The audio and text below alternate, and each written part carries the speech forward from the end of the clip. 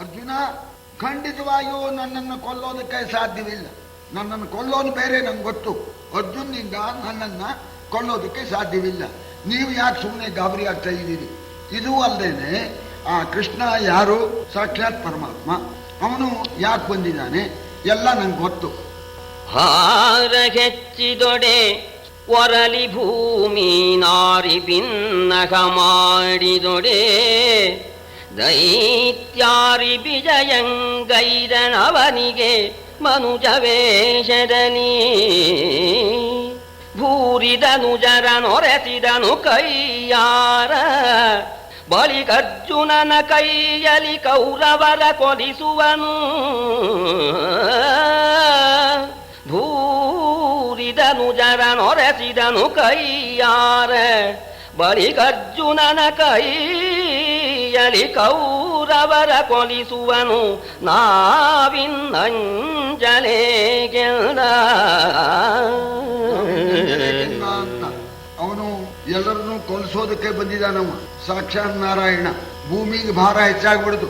ಆಗ ಭೂದೇವಿಗೆ ಹೋಗಿ ಪರಮಾತ್ಮನಲ್ಲಿ ಪ್ರಾರ್ಥನೆ ಮಾಡಿಕೊಂಡು, ದೈತ್ಯರೆಲ್ಲ ರಾಜರಾಗಿ ಹುಟ್ಟುಬಿಟ್ಟಿದ್ದಾರೆ, ಈ ಭಾರ ಸಹಿಸುತ್ತಾರೆ ಅಂತ ಹೇಳಿ ಭೂದೇವಿ ಪ್ರಾರ್ಥನೆ ಮಾಡೋಣ.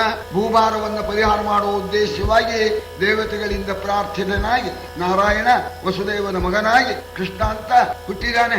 ಇದುವರೆಗೆ ಕೋಟ್ಯಾನಿ ಕೋಟಿ ದೈತ್ಯರನ್ನ ಸಂಹಾರ ಮಾಡಿ ಭೂಮಿಯ ಬಹಳ ಭಾರವನ್ನ ಇಳಿಸಿದ್ದಾನೆ. ಇನ್ನೂ ರಾಜನ ಭಾರ ಹೋಗಿಲ್ಲ. ಆ ಭಾರವನ್ನ ಅರ್ಜುನನ ಮೂಲಕ ಇಳಿಸ್ತಾನೆ. ತಾನೇ ಮಾಡಬಹುದಾಗಿತ್ತು, ಇಷ್ಟ ಅರ್ಜುನಕ್ಕೆ ಮಾಡಿಸೋಣ ಅಂತ. ಅವನು ಹೇಗೆ ಮಾಡ್ಲಿ, ಅವನೇ ಮಾಡ್ಲಿ, ಅವನು ಮಾಡಿಸ್ಲಿ, ಎಲ್ಲ ಅವನದೇನೆ ಅಷ್ಟೇ ವಿನಃ ಅರ್ಜುನ ಏನು ಕೊಲ್ಲೋದಕ್ಕೆ ಸಾಧ್ಯವಿಲ್ಲ. ಅವನ ಪ್ರೇರಣೆ ಅರ್ಜುನಿಂದ ಮಾಡಿಸ್ತಾನೆ. ಮಾಡೋನು ಯಾರಾಯ್ತು? ಕೃಷ್ಣರು ಕೃಷ್ಣನೇ ಆದ. ಆದ್ರಿಂದ ನೀವ್ ಯಾಕೆ ಗಾಬರಿ ಆಗ್ಬೇಕು ಅಂತ. ನಾವು ಸಾಯೋರು ನಾವು ಹೆದರ್ತಾ ಇಲ್ಲ. ಇರೋ ಅಪ್ಪ ನೀ ಯಾಕೆ ಹೆದರ್ತಾ ಇದೀಯ? ಕಾಯಂ ಇರ್ತಕ್ಕವನು ಕಾವನಾತನೆ ಕೊಲುವನಾತನೇ ಸಾವೆನಾತನ ಕೈಯ ಬಾಯಲಿ ನೀವು ಪಾಂಡವರೊಡನೆ ಸುಖದಲ್ಲಿ ರಾಜ್ಯವಾಳುವುದು. ಸಾವನಾನಂಜದೊಡೆ ಬದುಕುವ ನೀವು ಚಿಂತಿಸಲೇಕೆ? ಸಾವನಾನಂಜದೊಡೆ ಬದುಕುವ ನೀವು ಚಿಂತಿಸಲೇಕೆ? ನಿಮ್ಮನು ಕಾವನೈ ಕರುಣದನಿ ಗದುಗಿನ ವೀರನಾರಾಯಣ. ಒಟ್ಟಿನ ಮೇಲೆ ಅರ್ಜುನಾದಿಗಳಿಂದ ಏನೂ ಆಗೋದಿಲ್ಲ. ಕಾಪಾಡತಕ್ಕಂಥ ಯೋಗ್ಯತೆಯೂ ಕೃಷ್ಣನಿಗೆ ಇದೆ, ಕೊಲ್ಲತಕ್ಕಂಥ ಯೋಗ್ಯತೆಯೂ ಕೃಷ್ಣನಿಗಿದೆ. ತಪ್ಪಿಸಿಕೊಳ್ಳೋದಕ್ಕೆ ಸಾಧ್ಯವಿಲ್ಲ. ಪಾಂಡವರನ್ನ ಕಾಪಾಡ್ತಾನೆ. ನಮ್ಮನ್ನ ಕೊಲ್ಲಬೇಕು ಅಂತ ಮಾಡಿದ್ದಾನೆ. ಮಾಡ್ಲಿ, ಸಾಯ್ತೇವೆ ನಾವು, ಕೊಲ್ಲಿಸ್ಲಿ. ಕಾಯೋದು ಕೊಲ್ಲೋದು ಪರಮಾತ್ಮನ ಅಧಿಕಾರ. ಅದನ್ನ ನಾವು ಪರಿಹಾರ ಮಾಡೋದಕ್ಕೆ ಸಾಧ್ಯವಿಲ್ಲ. ಅವನ ಕೈಯಲ್ಲಿ ಅಥವಾ ಅವನ ಕಡೆಯವರ ಕೈಯಲ್ಲಿ ನಾನು ಸಾಯ್ತೇನೆ. ನಾವು ಸಾಯೋರು ಹೆದರ್ತಾ ಇಲ್ಲ. ಬದುಕತಕ್ಕಂಥ ನೀವು ಯಾಕೆ ಹೆದರ್ಬೇಕು ಅಪ್ಪ? ಆ ಪರಮಾತ್ಮನ ಪ್ರೇರಣೆಯಂತೇನೆ ನಾವು ಸತ್ತೋದ್ಮೇಲೆ ತಮ್ಮನ ಮಕ್ಕಳು ಇರ್ತಾರೆ, ಅವರ ಜೊತೆಯಲ್ಲಿ ನೀವು ಸುಖವಾಗಿ ರಾಜ್ಯಭಾರ ಮಾಡ್ಕೊಂಡಿರ್ರಿ ಅಂತ. ಇದು ನೋಡಿದ್ರೆ ಏನು ವಿವೇಕ ಬಂದ್ಬಿಡ್ತು ಅಂತ ಒಂದು ಕ್ಷಣಕಾಲ. ಈ ಮಾತಿಗೆ ಬೆಲೆಯೇ ಇಲ್ಲ. ಇದೇ ಇವನೇನೆ ಮತ್ತೆ ಕೃಷ್ಣನ ದನ ಕಾಯೋನು ಅಂತಾನೆ. ಇದಕ್ಕೆ ಅವಿವೇಕ ಅಂತ ನೋಡ. ಏನೋ ತತ್ಕಾಲದಲ್ಲಿ ಒಂದು ಒಳ್ಳೆ ಮಾತಾಡ್ಬಿಟ್ಟ ಅಷ್ಟೇನೆ. ಅಲ್ಲಿಗೆ ಈ ದುರ್ಯೋಧನ ಸಭೆ ಬರ್ಕಾಸ್ತಾ ಇತ್ತು. ಇನ್ನು ಈ ಕಡೆ ಸಭೆ ವಿಚಾರವನ್ನ ಜನಮೇಜಯನಿಗೆ ವೈಶಂಪಾಯನರು ಹೇಳ್ತಾ ಇದ್ದಾರೆ. ಕೇಳು ಜನಮೇಜಯ ಧರಿತ್ರೀಪಾಲ ಧರ್ಮಜನು ಅಹಿತ ಮಂತ್ರಿಯ ಬೀಳು ಕೊಟ್ಟನು. ಬಂಧನ ಸುರಾರಾತಿ ಇದ್ದೆಡೆಗೆ ಮೇಲಣನು ವಿನ್ನೇನು ಲಕ್ಷ್ಮೀ ಲೋಲ ಕರುಣಿಸು. ಮೇಲಣನು ವಿನ್ನೇನು ಲಕ್ಷ್ಮೀ ಲೋಲ ಕರುಣಿಸು. ಕೌರವಕ್ಷಿತಿ ಪಾಲಕರಲಿ ಯಮಗೇನು ಘಟಿಸುವುದು ಎಂದು ನೃಪ ನುಡಿದ. ನನ್ನ ಧರ್ಮರಾಜ, ಅಪ್ಪ ಪರಮಾತ್ಮ ರಾಯಭಾರಿಯಾಗಿ ಬರ್ತಾನೆ. ಅದೇ ಕೊನೆ ತೀರ್ಮಾನ ಅಂತ ಹೇಳಿ ಮಧುರೋಕ್ತಿಯಿಂದ ಅವನ್ನ ಕಳಿಸಿಕೊಟ್ಟ ಅಂತ ಆಗಿತ್ತು. ಕಳಿಸಿಕೊಟ್ಟ ಮೇಲೆ ತಮ್ಮದನ್ನು ಕರ್ಕೊಂಡು ಕೃಷ್ಣನ ಅರಮನೆಗೆ ಬಂದಿದ್ದಾನೆ ಧರ್ಮರಾಜ. ಅರಮನೆಗೆ ಬಂದ ಕೃಷ್ಣ ಬನ್ನಿಪ್ಪ ಅಂತಂದಿಯಾನೆ, ಅಲ್ಲಿ ಕೂತ್ಕೊಂಡಿದ್ದಾರೆ. ಆಗ ಧರ್ಮರಾಜ ಪರಮಾತ್ಮನ್ನ ಕೇಳ್ತಾ ಇದ್ದಾನೆ, ಲಕ್ಷ್ಮೀಪತಿ ಕರುಣಿಸು, ಮುಂದಿನ ಸಿದ್ಧತೆ ನಾವು ಏನು ಮಾಡ್ಕೋಬೇಕು? ಅದಕ್ಕೆ ಕೃಷ್ಣ ಅಂತ ಏನೋ ಒಂದಾಗತ್ತೆ, ಎರಡರಲ್ಲೂ ಒಂದಾಗತ್ತಪ್ಪ, ಇಲ್ಲ ಸಂಧಿ ಆಗತ್ತೆ, ಈ ಮೂರರಲ್ಲಿ ಆಮೇಲೆ ಸಿದ್ಧತೆ ಮಾಡ್ಕೊಂಡ್ರೆ ಆಯ್ತು. ಏನಿದೆ ಬಹಳ ಯೋಚನೆ ಮಾಡ್ತಾ ಇದೆಯಲ್ಲ ಧರ್ಮರಾಜ, ಯಾಕೋ ಯೋಚನೆ ಮಾಡ್ತಾ ಇದೆಯಾ, ಎರಡರಲ್ಲೂ ಒಂದಾಗತ್ತೆ ಅಂತ. ಅದೇನೇ ಬಂದಿರೋ ನಮ್ಗೆ ಯೋಚನೆಯಿಂದ. ಧರ್ಮರಾಜ ಹೇಳ್ತಾ ಇದ್ದಾನೆ, ಎರಡರಲ್ಲೂ ಒಂದಾಗತ್ತೆ ಅನ್ನೋದ್ರಲ್ಲೇ ನನ್ಗೆ ಚಿಂತೆ, ಸಂಧಿ ಆದ್ರೇನೆ ಒಳ್ಳೇದು ಅನ್ನೋ ದೃಷ್ಟಿಯಿಂದ ನಾ ಹೇಳ್ತಾ ಇದ್ದೇನೆ. ಕ್ಷಮೆಗೆ ಸೇರುವರಲ್ಲ ಮೂರ್ಖರು ಕುಮತಿಗಳು, ಮುಂದರಿಯದವರು ಅಕ್ರಮವನಗಳಿದಡೆ ಅಳಿಬುದನ್ವಯ ರಾಮಳ ಕೀರ್ತಿಗಳು.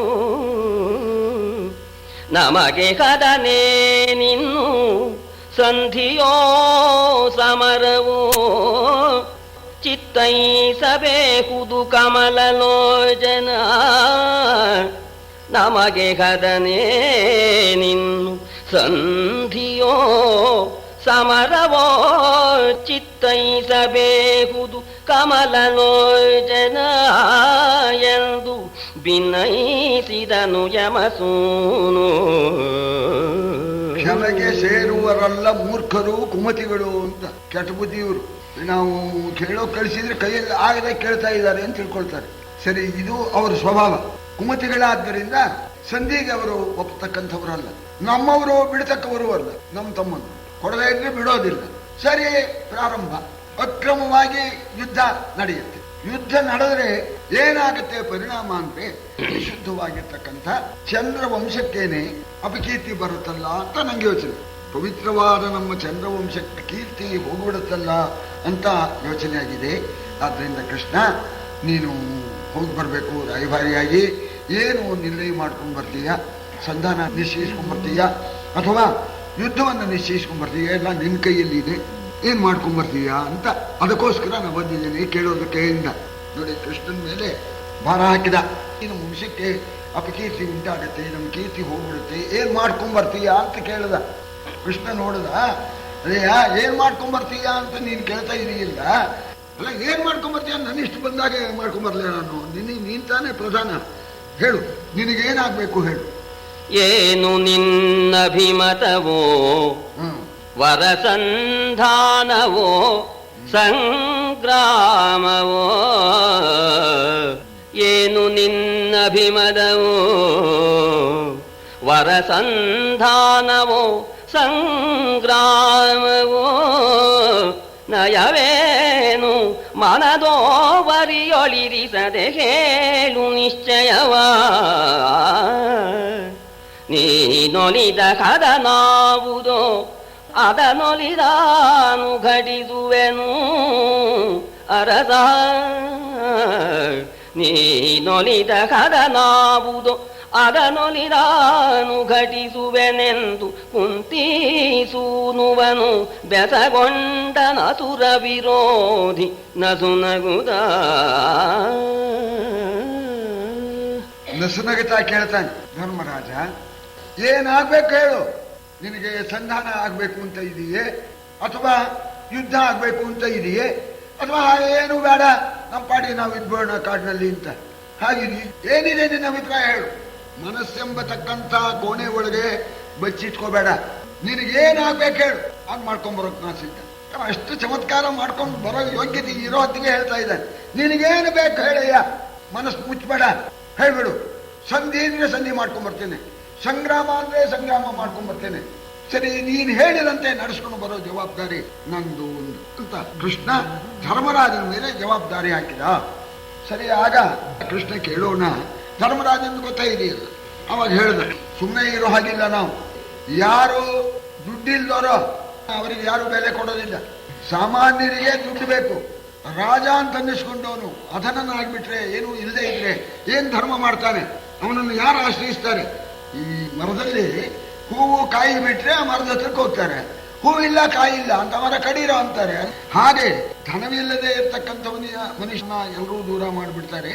ಅದರಲ್ಲೂ ಕ್ಷತ್ರಿಯನಾಗಿರ್ತಕ್ಕಂಥವನು ಧರ್ಮ ಕಾರ್ಯ ಮಾಡೋದಕ್ಕೆ ಧನ ಆಗಿಯೇ ತೀರಬೇಕು. ಅದಕ್ಕೋಸ್ಕರ ನಮ್ಮ ರಾಜ್ಯ ಕೊಡಿ ಅಂತ ನಾವು ಕೇಳ್ಕೋಬೇಕು. ಸಂಧಿಯೇ ಆಗ್ಬೇಕೇ ವಿನಃ ಯುದ್ಧ ಆಗೋದು ನನಗಿಷ್ಟವಿಲ್ಲ. ಅಳಿವ ಒಡಲಿದು ಅಳಿವ ಒಡಲಿದು ಅವನಿ ಸಾಗರ ಬಳಿಯದುಳಿಬುದು ಕೀರ್ತಿ. ಅಳಿವ ಒಡಲಿದು ಅವನಿ ಸಾಗರ ಬಳಿಯದುಳಿಬುದ ಕೀರ್ತಿ. ಸೋದರರು ಒಳಗೊಳಗೆ ಹೊಯ್ದಾಡಿ ಕೆಟ್ಟರು ಎಂಬ ದುರ್ಯಶದ ಕಲಿವು ಬರುವುದು. ದೇವ ಸುಡಲಾನೆಲನನು ಆ ಕೌರವನ ಕೈಯಲ್ಲಿ ಕೆಲವು ನಗರಿಯ ಕೊಡಿಸಿ ನಮ್ಮನು ಸಂತವಿಡಿ. ಆ ಕೌರವನ ಕೈಯಲ್ಲಿ ಕೆಲವು ನಗರಿಯ ಕೊಡಿಸಿ ನಮ್ಮನು ಸಂತವಿಡಿಯಂದ. ಕೀರ್ತಿ ಅಪಕೀರ್ತಿ ಸೂರ್ಯ ಚಂದ್ರನಿರೋವರಿಗೆ, ಈ ಭೂಮಿ ಇರೋವರಿಗೆ, ಸಮುದ್ರ ಇರೋವರಿಗೆ ಇದ್ದು ಬಿಡುತ್ತೆ. ಈ ದೇಹ ಇದೆಯಲ್ಲ ಕೆಲವು ಕಾಲ ಮಾತ್ರ ಇರುತ್ತೆ. ಅಳಿವೋ ಒಡಲು ಶರೀರ ಯಾವತ್ತೋ ಬಿದ್ದೋಗುತ್ತೆ. ಆದರೆ ಅಪಕೀರ್ತಿ ಅದು ಸೂರ್ಯಚಂದ್ರ ಇರೋವರಿಗೂ ಇರುತ್ತೆ. ಪಾಂಡವರು ಕೌರವರು ಅಂತ ಅಣ್ಣತಮ್ಮಂದ್ರಂತೆ ರಾಜ್ಯಕ್ಕೋಸ್ಕರ ಬಡಿದಾಡಿದ್ರಂತೆ, ಹಾಳಾದ್ರಂತೆ, ಅವರು ಸತ್ರಂತೆ, ಇವರು ಸತ್ರಂತೆ ಎಂಬತಕ್ಕಂತಹ ಪ್ರಖ್ಯಾತಿ ಸೂರ್ಯಚಂದ್ರರು ಸಮುದ್ರ ಭೂಮಿ ಇರೋವರಿಗೂ ಕೂಡ ಇರುತ್ತೆ. ಆದ್ರಿಂದ ಏನಾರು ಮಾಡಿಬಿಟ್ಟು ನೀವು ಯುದ್ಧಕ್ಕೆ ಆಸ್ಪದ ಕೊಡದೇನೆ ನೀವು ನಮ್ಮ ರಾಜ್ಯನ ಬರೋ ಹಾಗೆ ಏರ್ಪಾಡು ಮಾಡಿ. ಕೊಡದೇ ಇದ್ರೆ ಎಲ್ಲ ಅವನೇ ಇಟ್ಕೊಳ್ಳಿ. ನಮಗೆ ನಾವು ರಾಜರಾಗಿರೋಣದ್ರಿಂದ ನಾವು ಹಾಗೆ ಇರೋ ಹಾಗಿಲ್ಲ. ನಮಗೆ ಕೆಲವು ಊರುಗಳನ್ನ ನಮ್ಗೆ ಕೊಟ್ಬಿಡ್ಲಿ. ಸರಿ, ಊರುಗಳಲ್ಲೂ ಕೂಡ 4 ಜನಕ್ಕೆ 4 ಕೊಡ್ಲಿ, ನನಗೆ ಯಾವ್ದಾದ್ರು ಕೊಡ್ಲಿ. ಆ ಊರಿನ ಹೆಸರನ್ನು ಕೂಡ ಹೇಳ್ತಾ ಇದ್ದಾರೆ. ಇಂದ್ರಪ್ರಸ್ಥಂ, ವೃಕಪ್ರಸ್ಥಂ, ಜಯಂತಂ, ವಾರಣಾವತಂ, ಪ್ರಯಚ್ಛ ಚತುರೋ ಗ್ರಾಮಾನ್ ಕಂಚಿ ಲೇಕಂಚ ಪಂಚಮಂ ಅಂತ ತನಗೆ ಯಾವ್ದಾದ್ರು ಕೊಡ್ಲಿ. ಬಾಕಿ ನಮ್ಮ ಭೀಮಾದಿಗಳಿಗೆ ಒಬ್ಬೊಬ್ಬರಿಗೆ ಒಂದೊಂದು ಪಟ್ಟಣ ಕೊಟ್ಬಿಡ್ಲಿ. ವರಕುಶ ಸ್ಥಳವನು ವೃಕಸ್ಥಲಪುರವನು ಆವಂತಿಯನು ಕೌರವಧರಣಿ ಪಾಲನರೀಸಿ ಕೊಡುವುದು ವಾರಣಾವದವ. ಶರಧಿ ಮೇರೆಯೊಳು 5ನೆಯ ಪುರವರವನೊಲಿದುದ ಕೊಡಲಿ. ಈ ಶರಧಿ ಮೇರೆಯೊಳು 5ನೆಯ ಪುರವರವ ಕೌರವನೊಲಿದುದ ಕೊಡಲಿ. ಮದಮತ್ಸರವ ಮರೆದು ಓಲೈಸುವೆವು ಧೃತರಾಷ್ಟ್ರನಂಘ್ರಿಗಳ. ಸ್ಥಳ ಅಂದ್ರು ಅಂದ್ರೆ ಇಂದ್ರಪ್ರಸ್ಥ ಅಂದ್ರು ಒಂದೇ. ಕುಶಸ್ಥಳಕ್ಕೆ ಇಂದ್ರಪ್ರಸ್ಥ ಅಂತ ಆಮೇಲೆ ಹೆಸರು ಕಟ್ಟಿ ಹೊಸ ರಾಜಧಾನಿ ಮಾಡಿದ್ರು ಅಂತ ಬರುತ್ತೆ. ಅದಕ್ಕೆ ಇಂದ್ರಪ್ರಸ್ಥ, ವೃಕಪ್ರಸ್ಥ, ಜಯಂತ, ವಾರಣಾವತ ಅಂತ 4 ಪಟ್ಟಣಗಳನ್ನ ಭೀಮನೇ ಮೊದಲಾದ ತಮ್ಮಂದರಿಗೆ ಕೊಟ್ಬಿಡ್ಲಿ. ನಂಗೆ ಅವನಿಗೆ ಮನಸ್ಸು ಬಂದಿತ್ತು ಒಂದು ಹಳ್ಳಿ ಚತುರ್ಸಮುದ್ರ ಮಧ್ಯದಲ್ಲಿ ನಮ್ಮ ಸಮಸ್ತ ರಾಜ್ಯವೂ ಇದೆ. ಆ ಚತುರ್ಸಮುದ್ರ ಮಧ್ಯದಲ್ಲಿ ಯಾವುದೋ ಒಂದು ಮೂಲೆಯಲ್ಲಿ ಒಂದು ಹಳ್ಳಿ, ಅದು ನನಗೆ ಯಾವುದೋ ಒಂದು ಕೊಟ್ಬಿಡ್ಲಿ. ಕೊಟ್ಟ ಮಾತ್ರಕ್ಕೇನೆ ಸರಿ, ನಾವು ಏನಪ್ಪಾ ನಮ್ಗೆ ಕಮ್ಮಿ ಆಯ್ತು ಅಂತ ನಾವು ಅಸೂಯೆ ಪಡ್ತಕ್ಕವರಲ್ಲ. ಪೂರ್ಣ ರಾಜ್ಯ ಕೊಟ್ಟರೆ ಯಾವ ರೀತಿ ಸಂತೋಷ ಪಡ್ತೇವೋ ಆ ರೀತಿ ಸಂತೋಷ ಪಡ್ತಾ ಧೃತರಾಷ್ಟ್ರ ಮಹಾರಾಜನ ಪಾದಕಮಲಗಳ ಸೇವೆಯನ್ನು ಮಾಡಿಕೊಂಡು ನಾವು ಇರ್ತೇವೆ. ಆದ್ರಿಂದ ಅರ್ಧರಾಜ್ಯ ಕೇಳು, ಕೊಡದೇ ಇದ್ರೆ 5 ಗ್ರಾಮ ನೀನು ತೆಗೆದುಕೊಂಡು ಬರಬೇಕು. ಕೃಷ್ಣ, ನಿನ್ನಲ್ಲಿ ನನ್ನ ಪ್ರಾರ್ಥನೆ. ಯಾವಾಗಲೂ ಕೂಡ ಮಧ್ಯಸ್ಥರು ಬುದ್ಧಿವಂತರಾಗಿದ್ರೆ ಕೆಲಸ ಸಾಧಿಸ್ತಾರೆ. ಈ ಮಧ್ಯಸ್ಥರೇನಾದ್ರು ಸ್ವಲ್ಪ ಹೆಚ್ಚು ಕಮ್ಮಿ ಮಾತಾಡಿದ್ರೆ ಕೆಲಸ ಕೆಟ್ಟೋಗ್ಬಿಡುತ್ತೆ. ಆದ್ರಿಂದ ಭಗವಂತ ನಮಗೋಸ್ಕರ ನೀವು ವಿಜಯಂಗೈದು ಸಂಧಿಯ ನಾವ ಪರಿಯಲಿ ಘಟಿಸಿ ಕುರುಭೂಪಾವಳಿಯೊಳು ಎಮ್ಮಿರವು ಸಂಭವಿಸುವವೋ ಎಸಗುವುದು. ಲಾವಕರ ನುಡಿಗಳಲ್ಲಿ ಕೆಡುವುದು ಕೋವಿದರ ಮದವು ಲಾವಕರ ನುಡಿಗಳಲ್ಲಿ ಕೆಡುವುದು ಕೋವಿದರ ಮದವು ಅವರ ಮೇಲೆ ಮಗಾವ ಮನಮುನಿಸಿಲ್ಲ ಅವರ ಮೇಲೆ ಮಗಾವ ಮನಮುನಿಸಿಲ್ಲ ಸಂಧಿಯ ಘಟಿಸಿ ಸಾಗಿಲ್ಲ. ಆದ್ದರಿಂದ ಭಗವಂತ ನಿನಗೆ ಎಲ್ಲ ಯಾವ ಕಾರ್ಯವನ್ನು ಸಾಧಿಸೋದಕ್ಕೆ ಸಾಧ್ಯ ಇದೆ. ಆದ್ರಿಂದ ಭಗವಂತ ನಮ್ಮ ಪರವಾಗಿ ನೀನೇನೆ ಹಸ್ತಿನಾವತಿಗೆ ಹೋಗಿಬಿಟ್ಟು ಯಾವುದಾದ್ರೂ ಒಂದು ಪ್ರಕಾರದಿಂದ ರಾಜಿ ಮಾಡಿಸಿ ಸಂಧಿ ಆಗುವಂತೆ ಮಾಡಿ ಕೌರವರಲ್ಲಿ ನಾವು ಸೇರ್ಕೊಂಡಿರೋ ಹಾಗೆ ಅವರು ಬದುಕಲಿ ನಾವು ಬದುಕಿ ಕೌರವರಲ್ಲಿ ನಾವು ಹೇಗೆ ಸೇರ್ಕೊಂಡು ಇರುವಂತೇನೆ ನೀನು ಏರ್ಪಾಟ್ ಮಾಡಬೇಕು. ನಿನ್ನಿಂದ ಅದು ಸಾಧ್ಯ. ಬೇರೆಯವರು ಚಾಡಿಕೋರರು ಕೆಲವರು ಇರ್ತಾರೆ. ಆ ಚಾಡಿ ಮಾತಿಂದ ಕೊಡೋ ಮನಸ್ಸಿದ್ರು ಕೂಡ ಕೌರವನ ಮನಸ್ಸು ಕೆಟ್ಟೋಗ್ಬಿಡುತ್ತೆ. ಆದ್ರಿಂದ ಚಾಡಿ ಮಾತನ್ನ ಕೇಳೋದಕ್ಕೆ ಮೊದಲೇನೆ ನೀವು ಹೋಗ್ಬಿಟ್ಟು ನಮ್ಮ ಪರವಾಗಿ ಈ ರೀತಿ ನಮ್ಗೆ ಸಂಧಿ ಆಗುವಂತೇನೆ ಏರ್ಪಾಟ್ ಮಾಡು. ಎಂಥ ಪ್ರಾಜ್ಞನಾದರೂ ಕೂಡ ಚಾಡಿ ಮಾತಿಂದ ಅವನ ಮನಸ್ಸು ಕೆಟ್ಟೋಗ್ಬಿಡುತ್ತೆ ಅಂತ ಹೇಳಿ ಪ್ರಾರ್ಥನೆ ಮಾಡೋಣ. ಪರಮಾತ್ಮನಿಗೆ ಮನಸ್ಸು ಅಳಿಕೆ ಬಿಡಿತು. ಎನೆ ಮುರಾಂತಕನಳುಕಿ ಯಮನಂದನನ ನುಡಿ ಸಂಧಾನದಲ್ಲಿ ಸಂಜನಿಸಿದಾದೊಡೆ ಕಾಣೆನು ಅವನಿಯ ಹೊರಗೆ ಹರಿವುಗಳ ಮನದೊಳನು ಸಂಧಾನವು ಅಂತಕತನು ಜನಲಿ ತೊಳಸಾಯಿತು ಮನದೊಳನು ಸಂಧಾನವು ಅಂತಕತನು ಜನಲಿ ತೊಳಸಾಯಿತು ತೋಟಿಯ ನೆನಕುತ್ತಾನೇನು ತೋಟಿಯ ನೆನಕುತ್ತಾನೇನೆನುದ ಚಿಂತಿಸುತ್ತಿದ್ದನ ಸುರಾರಿ ಏನ್ ಮಾಡ್ಕೊಂಬ ಅಂತೀಯೋ ಅದ್ ಮಾಡ್ಕೊಂಬರ್ತೇನೆ ಅಂದ್ಬಿಟ್ಟ. ಏನ್ ಮಾಡ್ಕೊಂಬರ್ತೀಯ ಅಂತಲೇ ಧರ್ಮರಾಜ್ ಮೊದ್ಲು ಕೇಳಿದ. ಕೃಷ್ಣ ಹೇಳ್ಬಿಡ್ಬೋದಾಗಿತ್ತು, ನೋಡ್ತೇನಪ್ಪ ಆದಷ್ಟು ಪ್ರಯತ್ನ ಮಾಡ್ತೇನೆ ಸಂಧಾನಕ್ಕೆ, ಆಗದೆ ಇದ್ರೆ ಸಂಗ್ರಾಮ ಮಾಡ್ಕೊಂಬರ್ತೇನೆ, ನಿಂತಿದ್ರೆ ಧರ್ಮರಾಜ ತಂದ್ಬಿಡೋನು, ನಿನಗೇನಾಗಬೇಕು ಅದರಂತೆ ಮಾಡ್ಕೊಂಬರ್ತೇನೆ ಅಂತ ಕೃಷ್ಣ ಕೈ ಕಟ್ಟಿಸ್ಕೊಂಡ್ಬಿಟ್ಟ. ನೀ ಹೇಳಿದಂತೆ ಮಾಡಿಸ್ಕೊಂಬರ್ತೇನೆ ಅಂತಂದ. ಅದೇ ರೀತಿ ಮಾಡ್ಕೊಂಬರ್ಬೇಕು. ಧರ್ಮರಾಜ ಸಂಧಾನ ಬೇಕು ಅಂತ ಹೇಳ್ತಾ ಇದ್ದಾನೆ. ನಾನು ನೀ ಹೇಳಿದಂತೆ ಮಾಡ್ಕೊಂಬರ್ತೇನೆ ಅಂತಂದವನು ಅದರಂತೆ ಮಾಡ್ಕೊಂಬರ್ಬೇಕು. ಅದರಂತೆ ಮಾಡ್ಕೊಂಬಂದ್ರೆ ಏನಾಗತ್ತೆ? ಭೂಭಾರ ಪರಿಹಾರ ಆಗಲಿಲ್ಲ. ನಮ್ಮ ಅವತಾರ ಪ್ರಯೋಜನವೇ ಇಲ್ದಾಗಾಯ್ತು. ಈಗ ಧರ್ಮರಾಜ ಹೇಳಿದಂತೆ ಸಂಧಿ ಮಾಡ್ಕೊಂಡ್ಬಂದ್ಬಿಟ್ರೆ ಏನು ಭೂಭಾರ ಇನ್ನೂ ಹೆಚ್ಚಾಗ್ತಾ ಹೋಗುತ್ತೆ. ಏನ್ ಮಾಡೋದು? ಧರ್ಮರಾಜನ ಮನಸ್ಸು ಸಂಧಿಯಲ್ಲಿ ಸಿಗಾಕೊಂಡ್ಬಿಟ್ಟಿದೆ, ಸಂಧಿಯಲ್ಲಿ ಸಿಕ್ಕೊಂಡ್ಬಿಟ್ಟಿದೆ. ಏನ್ ಮಾಡೋಣ? ಅಂತೂ ಯುದ್ಧ ಆಗ್ಬೇಕು. ಏನ್ ಮಾಡೋದು? ಇದಕ್ಕೇನು ಉಪಾಯ ಅಂತ ಪರಮಾತ್ಮ ಯೋಚನೆ ಮಾಡಿದ.